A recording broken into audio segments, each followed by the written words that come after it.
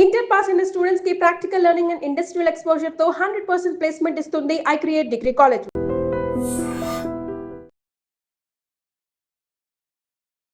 నమస్తే రమ్మగారు. నమస్తే జయ. ఎగిరే తోడేలు చెప్పుకుంటున్నాం మనం. కాంతిసేనుడు రాజకుమార్తెను చూస్తానన్నాడు. అయితే దీనికి పూర్వం ముందు ఒక విషయం చెప్పాలి మనం. ఈ కాంతిసేనుడు వర్ధనుడు ఇద్దరు బయలుదేరి వచ్చేటప్పుడు వీళ్ళకి ఆ రాక్షసుడు వెళ్ళాడు కదా, ఒక తోడేలు అటువైపు నడవటం మొదలుపెట్టారు వీళ్ళు. నీలికొండల దగ్గర, ఇప్పుడు అక్కడికి నీలికొండలోకి వెళ్ళింది తోడేలు. అదేంటో తెలుసుకోవాలంటే అక్కడికే వెళ్ళాలి. ఆ వెళ్తూ ఉంటే వాళ్ళకి ఒక పుట్టలో నుంచి ఒక శబ్దం వినపడింది. రా రా నా దగ్గరికి రా అని పిలుస్తుంటే వర్ధనుడు కాంతిసేనుడు ఇద్దరు వెళ్ళబోయారు. కాంతిసేనుడు అన్నాడు, నువ్వు వెళ్ళకు, నేను ప్రయత్నం చేస్తా దీనికోసం. ఈ యువరాణిని ఇచ్చి పెళ్లి చేస్తారని ఏదో చెప్తున్నారు, అది ఇంకా మనకు పూర్తిగా తెలియలే. ఊళ్ళో వస్తున్నాయి, అడవిలో కూడా వార్తలు చెప్తున్నారు. నేను వెళ్తాను, కుదిరిందా వాడెవడో తెలుసుకుని వస్తా. రాలేదా, నేను రాకపోతే నువ్వు ఊరు వెళ్ళిపోయి నా సంపద అంతా నువ్వు వాడుకో.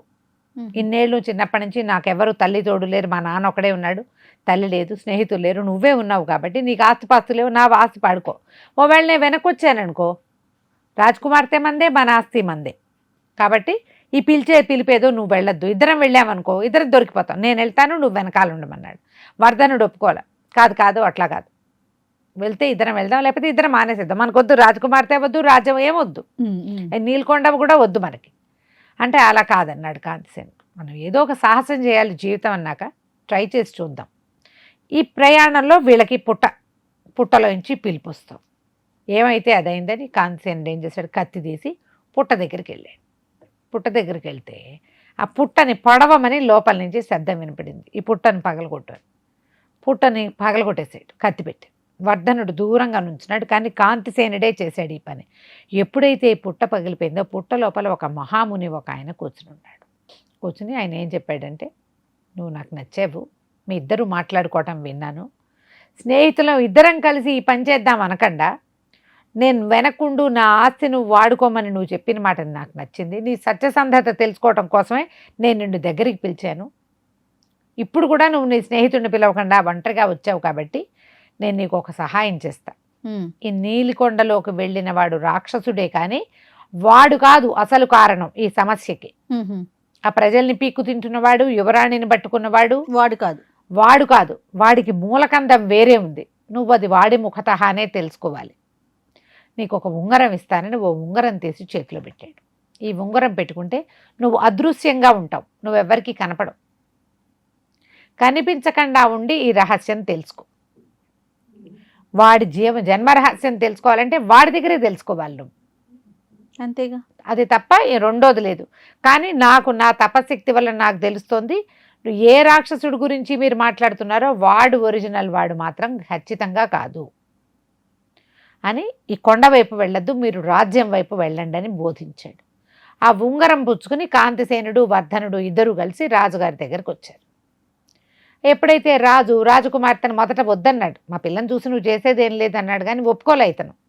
ఎందుకంటే ఈ గురువుగారి బోధ ఉంది, డైరెక్ట్గా వాడితోటే మాట్లాడాలి. వాడితో ఎట్లా మాట్లాడతావు, పోయి తోడేలు మొహాన్ని నువ్వు వెతుక్కోలేవు, అంతేగా. ఈజీగా ఏమవుతుంది, రాజకుమార్తె ఒంటి మీద ఉన్నప్పుడు పట్టుకోవాలి.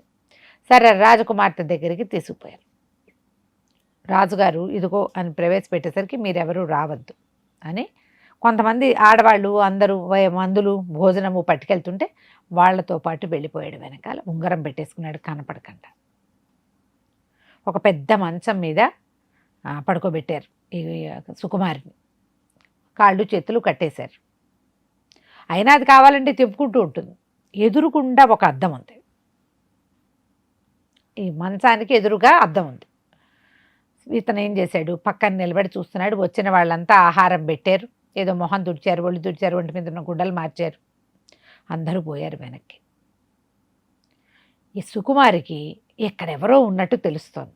ఎవరున్నారు అక్కడ ఎవరున్నారు నాకు కనపడండి అంటే ఎవరు లేరు. వాసన వస్తోంది, నరవాసన, ఎందుకంటే ఇది మాంసభక్షణకు అలవాటు పడి ఉన్నది కదా. అవునవును, వాసన వస్తోంది, కానీ మనిషి కనిపించట్లేదు. ఏం చేయాలి, చూస్తూ ఉంటే కాసేపు అయిన తర్వాత అడిగాడు, ఎవరు నువ్వు, ఎందుకు వచ్చావు? అడిగేసరికల్లా ఈ సుకుమారి రూపంలో ఉన్నవాడు అన్నాడు. ఆ లోపల నుంచి గొంతు వినబడింది.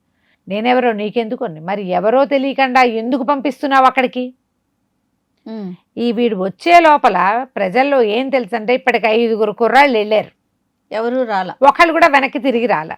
కనుక్కుని రావాలి కదా. వెళ్ళిన వాళ్ళు తిరిగి రావటల్లా. తిరిగి రాకుండా వాళ్ళు ఏమైపోతున్నారు? అసలు నువ్వెవరు? దీనికి రాజకుమార్తెను ఎందుకు పట్టుకోవాలి అని ఏం చేస్తున్నాడు, ఒక బల్లెంతో ఒక్క పోటు కనపడకుండా, బల్లెంక తగులుతోందని తెలుస్తోంది కానీ మనిషి కనిపించట్లేదు. ఆ ఎటువైపు నుంచి ఈ బల్లెం వచ్చిందో ఆ వైపుకి చేతులు విసిరింది సుకుమారి, కానీ పట్టుకోలేకపోయింది, దొరకల. అయితే పదే 4-5 మాటలు అయిన తర్వాత ఏమన్నది, నిదానంగా చెప్పింది. మానవుడివి, నువ్వెవరివో మనిషివి, తెలివిగలవాడివిగా ఉన్నావు, కానీ నేను చేసేదేం లేదు. ఇప్పుడు నేను నీకేం చెప్పినా ఏం మాట్లాడినా నన్ను మాంత్రికుడు చూస్తాడు. ఈ ఎదురుగుండా ఉన్న అద్దంలోంచి వాడు నన్ను చూస్తున్నాడు. వాడు తప్పిపోయాక నేను నీకు విషయం చెప్తాను అని చెప్పేసరికల్లా ఈ కాంతిసేనుడు అన్నాడు, నీ ఇష్టం, ఆలోచించుకో. నువ్వు ఇప్పుడు అందమైన శరీరంలో ఉన్నావు, కానీ నువ్వు నీలికొండలో నువ్వు ఎంత భయంకరంగా ఉన్నావో, ఒంటి నిండా బొచ్చుతోటి నువ్వు ఎంత వికారంగా ఉన్నావో నాకు తెలుసు. నేను అందరినీ కనుక్కున్నా. తర్వాత నువ్వు ఇంకో రూపంగా మారావు, తోడేలు రూపం, అది కూడా చూశాను నేను. ఏం బతుకు నీ బతుకు? నీ బతుకేం బతుకు? నిన్ను సరిచేస్తాను. నీకేం కావాలో, నీకు ఏం కావాలి, అసలు నువ్వు ఎందుకు వచ్చావు? కాసేపు నన్ను మాట్లాడించొద్దు, నువ్వు నిశ్శబ్దంగా ఉండు, తర్వాత చెప్తాను. కొన్ని గంటలు గడిచాక ఈ మాంత్రికుడు చూడడం మానేసి అవతలకి వెళ్ళిపోయాడు. అప్పుడు ఈ సుకుమారేశ్వరులో ఉన్నటువంటి రాక్షసుడు చెప్పడం మొదలుపెట్టాడు, బాబు ధర్మారావని మామూలు వాడిని నాయన నేను. మా ఇంటికి ఒక ఆయన వచ్చాడు, ఒక సాధువు. నాకు పిల్లా జల్ల లేరు, ధర్మ వ్యాపారాల గురించి తెలుసుకునేవాడిని, నేను ధర్మం గురించి. ఆయన్ని మా ఇంటి దగ్గర పెట్టుకున్నా, కొన్ని నెలలు నాతోటే ఉంచుకున్నా. నాకు తెలియని ధర్మ సందేహాలన్నీ తీర్చాడు. మేమిద్దరం కలిసి వంట చేసుకునేవాళ్ళం. ఒకనాడు నన్ను, నీకు దేవి ఆజ్ఞ వచ్చింది, నువ్వు అమ్మవారిని ఆశ్రయిద్దు కానీ నువ్వు నాతో రమ్మన్నాడు. నేను ఒప్పుకుని వెళ్ళా. ఆయన ఏం చెప్తే అది చేస్తానని ప్రామిస్ చేశా. నన్ను శ్మశానానికి తీసుకెళ్ళాడు. సగం కాలిన ఒక శవాన్ని దింపించాడు నా చేత. ఆ శవం మీద కూర్చుని పూజ చేశాడు. నోరెత్తద్దన్నాడు, అమ్మ కోపం వస్తుందన్నాడు. 6 నెలల నుంచి ఆయనతో ఉన్న అలవాటుతోటి ఊళ్ళో ఇప్పుడు నేనని చెప్తే 6 నెలల నుంచి తిరిగావుగా అంటారు. చెప్పలేను నేను. తెల్లవారేసరికల్లా బయటకు వచ్చేసాడు. నన్ను కూడా వెంబడబెట్టుకు తీసుకొచ్చాడు. ఆ రోజున నన్ను, నువ్వు వంట చేయొద్దు, నేనే చేస్తానని చెప్పాడు. ఆయనే వంట వండాడు. అన్నం వండి పెట్టాక ఎప్పుడూ తినని ఒక కొత్త వంటకం ఏదో రుచి చూపించాడు నాకు. అది తిన్నాక నాకు తెలిసింది, నేను మనిషి మారిపోయాను, మానవుడిగా లేని నేను. సగం కాలిన శవంలో నుంచి మాంసం తీసుకొచ్చి వండి పెట్టాడు నాకు. అది తినటం వల్ల నేను బ్రహ్మరాక్షసుడిగా మారిపోయాను. అతను నా జుట్టుని కత్తిరించి తన దగ్గర పెట్టుకున్నాడు. ఆ జుట్టులోనే నా శక్తి అంతా ఉంది. దాంతో నేను దొరికిపోయా. అతనికి ప్రపంచాన్ని జయించడానికి కావలసిన మాంత్రిక శక్తి కోసం ఒక మనిషిని ఇట్లా రాక్షసుడిని చేసి 10 మంది యువకుల్ని బలి ఇవ్వాలి వాడు. ఆ యువకుల్ని నాతోటి తెప్పించడానికి ఈ ప్రయత్నం చేశాడు. ఒకనాడు అతను అప్రమత్తంగా ఉండగా నేను తప్పించుకున్నా, అతని దగ్గర నుంచి జుట్టు లాగేసుకున్నాను. తప్పించుకుని అతి కష్టం మీద స్వరూపం మార్చుకునేందుకు ప్రయత్నం చేసుకుని ఎవరో బ్రాహ్మడి దగ్గర చేరి మళ్ళీ మామూలుగా మారే. కానీ ఒక్కసారి ఇలాంటి ప్రయోగానికి గురైన వాడు మళ్ళీ పెద్ద ప్రయత్నం చేయకరా, చిన్న ప్రయత్నంతో మళ్ళీ మారిపోతాడు.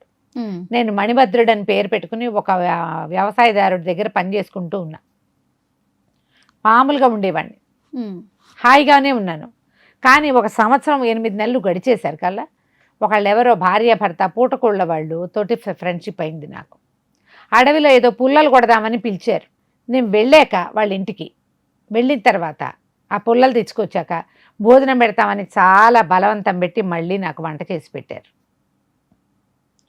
మళ్ళా సేమ్ ఇదే. ఈసారి ఒక్క ముద్దకే నేను బ్రహ్మరాక్షసుని అయిపోయా. లోపల నుంచి నా మొదటి గురువు ఉన్నాడు కదా, నన్ను రాక్షసుని చేసినవాడు, ఆయన వచ్చేసాడు. ఆయన వీళ్ళని ఆకట్టుకుని, వీళ్ళకి ఈ మణిభద్రుడు అనే వాడితో ఫ్రెండ్షిప్ చేయండి, వీడిని మళ్ళీ లైన్లో పెట్టి నాకు అప్పచెప్పండి, మీ ఇంటి కింద నిధి ఉంది, నిధి అప్పచెప్తానని వాళ్ళని నమ్మించి వాళ్ళతోటి మళ్ళీ ఈ ప్రయోగం నా మీద చేయించాడు. ఈసారి నాకు కుదరదు, ఇంకా దారిలేదు. నేనేమో ధర్మాన్ని నమ్మేవాడిని. నా ఆత్మని రౌరవ నరకంలో పడేయిస్తానని నాకు భయపెట్టాడు నన్ను. నేను చెప్పిన పని చేయకపోతే నువ్వు రౌరవాద నరకాల్లో పడతావు. నేను పెళ్లి చేసుకోకుండా ఉండి చిన్నప్పటి నుంచి దానం ధర్మం చేసింది ఎందుకు? స్వర్గానికి వెళ్ళాలని. రౌరవ నరకంలో పడిపోతే ఎట్లా? ఎట్లాగా? ఈ రౌరవంలో పడతానన్న భయంతో నేను వాడికి లొంగిపోయాను. వాడికి 10 మంది యువకులు కావాలి. అందుకని నాకు ఆజ్ఞ ఇచ్చాడు, నువ్వు పోయి రాజకుమార్తెను ఆవేశించు. ఆమె ద్వారా ఇలా 10 మంది పెళ్ళి కాని యువకులు కావాలి. ఇందులో క్లాజులు ఉన్నాయి. మళ్ళీ వాడికి ఇంతకుముందు పెళ్ళి అవ్వకూడదు. మరి రాజకుమార్తె కోసం ఓసారి పెళ్ళైన వాడు ఎవడు ట్రై చేయడు, పెళ్లి కాని యువకులే వస్తారు. రాజుగారు వాళ్ళకే ఇస్తానన్నాడు. రాజ్యం చాటింపు కూడా బాగా వేయించారు. ఇంతకుముందు పెళ్లి కాని వాళ్లే ప్రయత్నం చేయాలి అని. క్షత్రియ వంశాలకు చెందిన వాళ్లే చెయ్యాలి. క్షత్రియులు కావాలి, యువకుడు కావాలి. 35 ఏళ్ల వాడు రాడుగా అవును పెళ్లి కోసము. 16 ఏళ్ల రాకుమార్తెకి 25 ఏళ్ల లోపల వాడే వస్తాడు. అట్లా నన్ను ఇరికించి నన్ను నిర్చేశాడు అనేసరికి ఈయన అడిగాడు కాంతిసేనుడు, మరి ఇప్పుడు వాడి దగ్గరికి వెళ్ళటం ఎట్లా? నాకు కాసేపట్లో పిలుపు వస్తుంది, నేను వెళ్ళిపోతా అక్కడికి. నువ్వు నా మీద కూర్చుని రావచ్చు, నువ్వు నాకు కనిపించట్లా. కాబట్టి నువ్వు నా మీద కూర్చుని నేను ఎక్కడికి వెళ్తానో అక్కడికి వచ్చేస్తే నువ్వు కరెక్ట్గా అక్కడికే చేరతావు అనేసరికి సరే కాంతిసేనుడు అన్నాడు. సరేలే అన్నాడు. ఇంకా కాసేపు అయింది. ఇతను చూస్తూ ఉండగానే ఇట్లా నిగడదాన్ని కాళ్ళు ఎద్దిగా పెట్టి పంగచాపి పడుకున్నట్టుగా ఉన్నది. ఇట్లా కాళ్ళు బాగా పెట్టేసి, అంటే రాక్షసుడు ఉన్నాడు లోపల. అలాంటి సుకుమారి చూస్తూ ఉండగానే చక్కగా నాజుగ్గా అయిపోయినట్టు అయిపోయి పక్కకి తిరిగి చిన్నపిల్లలాగా పడుకుంది. చూస్తూ ఉండగానే ఇతనిలో ఈ అమ్మాయిలోంచి బయటికి వెళ్ళిపోతున్నాడు అనమాట. ఆ బయటికి వెళ్ళిపోతూ హూ అని ఒక హుంకారం చేశాడు. చెయ్యగానే ఈ తోడేలుగా వచ్చేసింది ఆ పొగ. పరిగెత్తుకుంటూ ఈ కాంతిసేనుడు వెళ్ళి ఆ పొగ మీద కూర్చున్నాడు. కనపట్టాల ఆ పొగ అతను చూస్తుండగానే తోడేలు రూపం దాల్చేసింది. ఆ స్వరూపంతో సహా వాడు ఎగిరి వెళ్ళిపోయాడు. సుకుమార్ ఇక్కడే పడుకున్నది, రాక్షసుడు బయటికి వెళ్ళిపోయాడు. రాక్షసుడి మీద కూర్చున్న కాంతిసేనుడు కూడా ఆ నీలి కొండల్లోకి వెళ్ళిపోయాడు. అతను ఆ కొండ లోపలికి వెళ్తుంటే తలుపు తెరుచుకుంది. లోపలికి వెళ్ళాడు. తోడేలుగా నడిచి లోపలికి వెళ్ళాడు. లోపలికి వెళ్ళంగానే కాంతిసేనుడు దిగేసి గబగబా మందిరం లోపలికి పరిగెత్తేశాడు. ఆ లోపల ఒక మహామాంత్రికుడు ఒకడు నిలబడి ఉన్నాడు. అన్నాడు, ఏమిట్రా చాలా సైగలు చేస్తున్నావు, రకరకాలుగా తిన్నావు, ఏమిటి తింటున్నావు, అక్కడ ఏం చేస్తున్నావు నువ్వు అనేసరికల్లా ఏదో మానవుల మధ్యలో ఉన్నాను, వాళ్ళు ఏం చెప్తే అది చేయాలి, నీ దగ్గర ఉన్నప్పుడు నువ్వు చెప్పినట్టు చేయాలి, అక్కడ ఉన్నప్పుడు వాళ్ళు చెప్పినట్టు చేయాలి కదా, అందుకని వాళ్ళు పెట్టింది ఏదో తింటున్నానని ఆ తోడేలు రూపంలో ఉన్నవాడు బ్రహ్మరాక్షసుడుగా మారిపోయి ఒక మూల కూర్చున్నాడు. మామూలుగా అయితే వాడు మనిషికి 5 అడుగులు ఉండే 5 ఇంతలు ఉండేవాడంటే ఎంత మనిషి? అవును. మొహం నిండా జుట్టు, పెద్ద పెద్ద పెద్ద గోళ్ళు, చింతపొదలాగా ఉన్న తల, భీకరాకారుడు కానీ బిక్కమొహం వేసుకుని ఒక మూల కూర్చున్నాడు. వెళ్ళి కూర్చుంటే ఈ మాంత్రికుడు ఈ అమ్మవారి పెద్ద అమ్మవారి విగ్రహం ఒకటి ఉంది.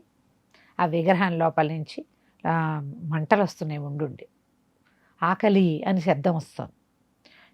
మాంత్రికుడు అన్నాడు, నువ్వేం చేసావో అక్కడికి వెళ్ళి ఇప్పటికి 5గురే వచ్చారు, మళ్ళీ చాటింపు వేయించు, కొత్త రాజకుమారులు కావాలి, 10 మందిని బలి ఇవ్వాలి మనం, ఇప్పటికి 5గురే వచ్చారు, సరిపోవట్లేదు, అమ్మ ఆకలి అంటోంది, మనం మొదలు పెట్టకూడదు, మొదలు పెట్టక ముందు ఆవిడ అడగల, మొదలు పెట్టాక ఆ 10 అంకె పూర్తి చేయాలి, కాబట్టి నువ్వు ఇప్పటికి విశ్రాంతి తీసుకో, రేపొద్దునే మళ్ళీ వెళ్ళి సుకుమారి శరీరంలో చేరిపో, యువకుల్ని పంపించాలని చెప్పు, కావాలంటే పక్క రాజ్యాలనికైనా కబురు చేయమను, ఈ రాజ్యంలో క్షత్రియులు ఒక 5గురు కుర్రాళ్ళు వెళ్ళారు, 5గురు దొంగల దారి పెట్టేశారు, రావటం లేదు వెనక్కి, మిగిలిన వాళ్ళు ఎందుకు బయలుదేరుతారు, ఏం ప్రమాదం ఉందో ఇక్కడని ఎవరు బయలుదేరటం లేదు, సాహసికులు ఉంటారు కొంతమంది, ఎంత ఉంటుంది సాహసం, అవతల వాడు చచ్చిపోయేదాకా, ఒక 3-4 పోయాక ఇక సాహసం అది కుదరదు, ఇది తెలియని వాడు వస్తాడు, కాబట్టి పక్క రాజ్యంలో చాటింపు వేయమను, మనకి వారం 10 రోజుల లోపలే కొత్త రాజకుమారులు కావాలి అని చెప్తున్నాడు మాంత్రికుడు. అన్నాక అన్నాడు, ఏంటి ఇక్కడ ఏదో వాసన వస్తోంది అని పెట్టాడు. నీ నుంచి వచ్చే వాసన కాదు, వీడన్నాడు బ్రహ్మరాక్షసుడు, నానా గడ్డి తినొస్తున్నాను నేనన్నాడు, నీ వాసన కాదు, ఇది నరవాసన, ఎవడో వాసన వస్తున్నారు, ఇక్కడ ఎవరున్నారు ఎవరున్నారు ఎవరున్నారు అని అటు ఇటు కలే తిరిగాడు. అక్కడక్కడక్కడక్కడే తిరుగుతున్నాడు కాంతిసేనుడు, కంటికి కనపడకుండా. అప్పుడు ఇతను ఏం చేశాడు, ఈ మాంత్రికుడు ఇంత భస్మం తీసి అక్కడ ఒక పెద్ద యజ్ఞ కుండం లాంటిది ఆ కుండంలోకి విసిరాడు. విసిరేసరికల్లా మొత్తం పొగ అలుముకుంది. ఆ పొగలో అస్పష్టంగా కాంతిసేనుడు కనపడడం మొదలుపెట్టాడు. ఆశ్చర్యపోయాడు మాంత్రికుడు. అవురవురా, ఎవడి దుర్మార్గుడు, వీడు ఎట్లా వచ్చాడు, వీడు ఎలా రాగలిగాడు లోపలికి, మానవ మాత్రులు రాలేరే, నేను రానివ్వాలి, రాజకుమారులకే అవకాశం ఉంది, వీడు కాదు, వీడు ఎట్లా వచ్చాడు అని వారి చేతిలో నుంచి ఒక చింత బరిక లాంటిది ఒకటి తీసి రాక్షసుడిని ఒక దెబ్బ కొట్టాడు. నువ్వే తీసుకొచ్చావు వీడిని. రాక్షసుడు అన్నాడు, నాకు తెలీదు, ఇప్పటిదాకా నువ్వు కూడా కనిపెట్టలా, ఇప్పటిదాకా నువ్వు కనిపెట్టకపోతే నేను ఎట్లా కనిపెడతాను, నీ చేతి కర్రని నేను, నాకేమీ తెలియదు, శక్తులు లేవు, నువ్వేం చేయమంటే అది చేస్తున్నా, శరీరం ఉంది దాంతో ఏం చేయగలను అదే చేస్తా, అంతకంటే నేను చేయలేను, నాకు తెలియదు అన్నాడు. అతను పట్టుకోవడానికి ప్రయత్నం చేస్తున్నాడు. ఏ శక్తి వల్ల వీడు నాకు కనపట్టలేదో నాకు అర్థం కావట్లేదు, అమ్మ శక్తి కంటే పెద్ద శక్తి ఏముంటుంది, అదే పట్టుకోవటానికి చాలా ప్రయత్నం చేశాడు. ఇంతలో ఏమైంది, ఆ రాక్షసుడు వీడికి సైగ చేశాడు, కాంతిసేనుడికి ఇట్లా వేలు చూపించి అక్కడ ఒక పెద్ద కత్తి ఉంది, ఆ లోపలికి వచ్చినటువంటి క్షత్రియ కుమారులని ఆ కత్తితోటే బలిస్తున్నాడు. ఈ కాంతిసేనుడు ఏం చేశాడు, ఇట్లా గిరికీలు కొడుతూ అస్పష్టమైన శరీరంతో పోయి ఆ కత్తి దగ్గర నుంచున్నాడు. ఈ రాక్షసుడు ఈ మాంత్రికుడు ఏం చేశాడు, అవతల నుంచి ఇటు రావడానికి ప్రయత్నం చేస్తుంటే ఈ రాక్షసుడు గబుక్కుని లేచి చెయ్యి అడ్డం పెట్టాడు. చెయ్యి అడ్డం పెట్టేసరికి అలా గబగబా వస్తున్నారు, చెయ్యి అడ్డం పెడితే ఉలిక్కి పడతారు కదా, ఉలిక్కి పడి ఇతను ఇట్లా ముందుకు పడ్డాడు. ముందుకు పడేసరికల్లా కత్తి పక్కన నుంచిన కాంతిసేనుడు ఆ కత్తి తీసి ఒక్క ఊతంగా ఒకే ఒక్క దెబ్బలో ఈ మాంత్రికుడు తలకాయ నరికేశాడు. తల నరకటం ఏమిటి, పెద్దగా గంటలు మోగినాయి. ఈ అగ్ని ఒక్కసారి ఇంతెత్తును లేచొచ్చింది, ఆ విగ్రహంలోంచి మెరుపులు మెరిసినాయి. ఎవరైతే ఈ రాక్షసుడు బ్రహ్మరాక్షసుడి రూపంలో ఉన్నాడో వాడు ఉన్నట్టుండి మామూలు మనిషిగా మారిపోయాడు. మర్చిపోయి పరిగెత్తుకుంటూ వచ్చాడు. నువ్వు నన్ను రక్షించావు, ఈ పని చేసావు, బోల్డని శక్తులు వస్తాయి నీకు, ఒక మాంత్రికుణ్ణి కానీ 10 మంది క్షత్రియులను కానీ బలి ఇవ్వాలి ఇక్కడ. ఓకే, 5గురిని ఇచ్చాడు, ప్రయోజనం లేకపోయింది, ఇప్పుడు వాడే బలైపోయాడు, వాడి వల్ల ఇప్పుడు నీకు బోల్డంత శక్తి వస్తుంది, నువ్వు నన్ను కాపాడేవు అని కేకలు పెట్టాడు. ఇంతలో ఈ అమ్మవారి విగ్రహం నుంచి ఒక మెరుపులాగా అమ్మ ప్రత్యక్షమైంది. ఆగు కాంతిసేన, వెళ్ళిపోవద్దు అని కేకపెట్టింది. నీకు చాలా గొప్ప ఫలితం లభించింది, నువ్వు మాంత్రికుని బలిచ్చావు, నీకు ఈ అవకాశం వరం వస్తుంది, నువ్వు తీసుకోమంది. కాంతిసేనుడు అన్నాడు, 5గురు మరణానికి కారణమయ్యావు నువ్వు, 5గురు తల్లుల క్షోభ కాదు, నువ్వు ఊరుకుంటే ఇంకో 5గురిని కూడా తెచ్చేవాడు కాదా, ఆ 10 మంది తల్లుల క్షోభని ఏం చేసుకుంటావు, వాళ్ళది ఏది ఆపలేకపోయావు నువ్వు, నీ బోడి వరం నాకు అక్కర్లేదు, నాకు అక్కర్లా, నేను మనిషిలాగా ఉంటాను, నా తోటి వాడిని మనిషిలాగా బతికిస్తాను, నీ వరాలు నాకు అవసరం లేదు, ఇలాంటి రాక్షసుల్ని మాంత్రికుల్ని పోషిస్తున్నావు నువ్వు. ఆవిడ నవ్వింది, నేనేం పోషించను, వాడు మొదలు పెడతాడు, వాడికి వరం ఇవ్వవలసిందే నేను, అయితే నీ వరం నువ్వే ఉంచుకో, నాకు అక్కర్లేదని చెప్పి ఆ మాంత్రికుడు తలనెత్తి అగ్నికుండంలో పడేసేసాడు. మళ్ళీ బతకండా, లేకపోతే కాసేపటికి ఎవరైనా వచ్చి వాడిని బతికించవచ్చు, మళ్ళీ అతికించచ్చుగా, వాడే అతికించుకుంటాడు, లేదా ఈ అమ్మవారే అతికిస్తుంది. మా జేజి ఆ లోపల ఉన్నది ఒక విచిత్రమైన శక్తి, అది పూర్తిగా అమ్మవారిగా లేదు, అది ఒక రకమైన శక్తి స్వరూపిణిగా కనపడుతోంది. తలని విద్యహేసి ఆ రెండో మనిషి ధర్మారావు నుంచునున్నాడుగా, అతను చేయి పుచ్చుకుని బయటికి లాక్కొచ్చేసాడు.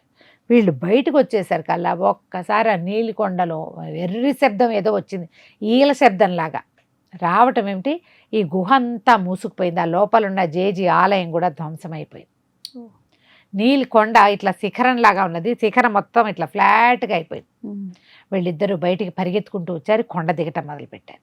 ఈ దిగువన ఈ పైన ఎప్పుడైతే ఈ శబ్దాలు వచ్చినాయో, ఈ ఈల శబ్దం వచ్చిందో, చుట్టూత ప్రాంతాల్లో ఉన్న ప్రజలందరూ వచ్చి బయట నుంచున్నారు. ఈ కొండ మీద నుంచి పరిగెత్తుకొస్తున్న 2 మనుషుల్ని చూసేసరికి ముందు భయపడ్డారు, తర్వాత అర్థమైంది ఒక కుర్రాడు ఒక నడివయస్కుడు, వీళ్ళు పైన ఏదో జరిగింది, వీళ్ళు తప్పించుకొస్తున్నారని కేకలు పెట్టి ఓహోయ్ ఓహోయ్ అటు వెళ్ళకండి, ఇట్రండి, మేమంతా ఇక్కడ ఉన్నామని వాళ్ళ వైపుకి పిలిచారు. వీళ్ళు పరిగెత్తుకుంటూ ఊర్లోకి వెళ్ళిపోయారు. కడుపు నిండా మంచినీళ్ళు దాగి, మరి నీళ్ళు అవసరం కదా, ఎంతసేపటి నుంచో అట్లా ఉన్నారు. నీళ్లు తాగిన తర్వాత 2 కలిసి రాజాస్థానానికి వెళ్ళారు. రాజుగారి చెప్పారు, నీలికొండలో ఉన్న రాక్షసుడు సర్వనాశనం అయిపోయాడు, వాడెవడో వీడేనని చెప్తే కొంప మునిగిపోతుంది, అతను ధ్వంసం అయిపోయాడు, కొండ మూసుకుపోయింది, ఆ ప్రాంతంలో మామూలు ధాన్యం చల్లుకోవచ్చు. ఓకే, మామూలు ధాన్యం చల్లేసుకోవచ్చు, పంటలు పండితే మీకు వచ్చిన భయం ఏమీ లేదని చెప్పాడు. తర్వాత రాజుగారు ఈ వర్ధనుడిని కాంతిసేనుడిని బాగా సత్కరించి కాంతిసేనుడికి రాజకుమార్తెనిచ్చి పెళ్లి చేసి, ఈ కాంతిసేనుడికి పూర్వం వాళ్ళ ఊర్లో ఆస్తులు పాస్తులు ఉన్నాయి కదా, అవన్నీ వర్ధనుడికి అప్పచెప్పాడు. నువ్వు పోయి మన ఊళ్ళో మన ఆస్తి పాస్తి అన్నీ చూసుకో, రాజుగారి దీంట్లో ఉన్నాయని చెప్పి వదిలిపెట్టేశాడు. ఆ తర్వాత కాంతిసేనుడే ఈ రాజ్యానికి రాజు అయ్యాడు. తర్వాత అతను ఏం చేశాడంటే, ఈ రాజ్యం చుట్టుపక్కలంతా ఇట్లా మాంత్రికులు ఉన్నారని ఒక ప్రతీతి ఉంది. ఊరూరా ప్రయత్నం చేసి ఊళ్ళల్లో ఉన్నటువంటి మాంత్రికులందరినీ ఏర్పారేశాడు. అందరూ జైళ్లలోకి వచ్చేసారు. ఎందుకంటే ప్రతివాడు ఈ ప్రయోగం చేసి తమ తోటివాడిని రాక్షసుడిగా మార్చేస్తారు. అవును. ఈ దెబ్బతోటి ఈ ఎగిరే తోడేలు కథ పూర్తిగా పరిసమాప్తం అయిపోయింది. తర్వాత కాంతిసేనుడు హాయిగా సుకుమారితో సంసారం చేసుకున్నాడు. 3-4 సంతానాన్ని కన్నాడు. ఊరంతా సుభిక్షంగా ఉంచాడు. కథ కంచికి మనం ఇంటికి. చాలా చాలా బాగుంది రమ్మగారు. నమస్తే. నమస్తే జయ. And for more videos, Please subscribe to iDream. Please subscribe to iDream. Please subscribe iDream. And please subscribe to iDream. For more videos, subscribe to iDream. please like, share and subscribe to the channel. Congratulations, iDream. Subscribe to iDream. Subscribe to iDream.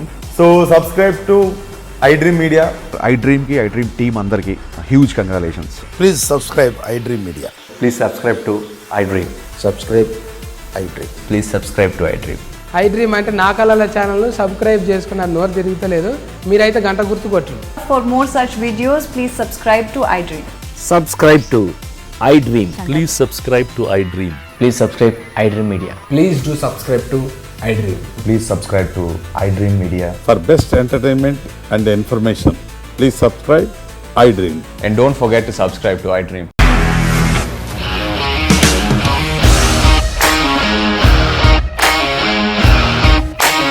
ఇండస్ట్రీలో commitment issues వస్తే నీకు కూడా వచ్చినట్టు. Morning తీసుకెళ్ళాడంటే కొట్టి పడేశాడు.